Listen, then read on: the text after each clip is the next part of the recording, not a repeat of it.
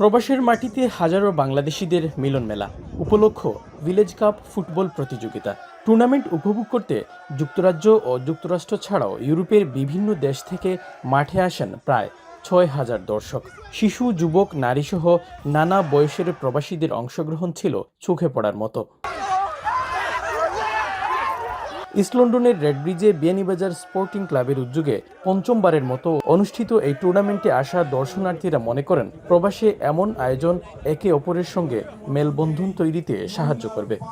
যে একটা মিলন মেলা খুব ভালো লাগে, আলহামদুলিল্লাহ সবরে দেখি আর শুকুর আলহামদুলিল্লাহ খুব ভালো লাগে আর দিনটাও আছে খুব ভালো। আমরা আশা রাখি যে এই টুর্নামেন্টটা জারি রইব এবং আমরা বিয়ানীবাজার বাসিন্দা সব একত্রিত হইয়া এটা আরও উন্নত মানের এবং সুন্দরভাবে এটা চালাই যাইবা ইনশাআল্লাহ আগামীতে।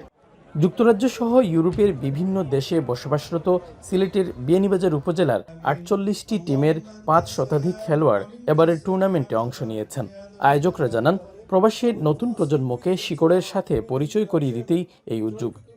ইয়ং জেনারেশনের সাথে একজনের সাথে আরেকজনের দেখা হয়, এইটা খুব ভালো সুন্দর মিলন মেলা আমি বলবো।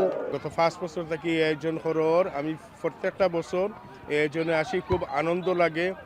খেলা শেষে বিজয়ীদের হাতে পুরস্কার তুলে দেওয়া হয়। শরীফুল ইসলাম চৌধুরী, এখন লন্ডন।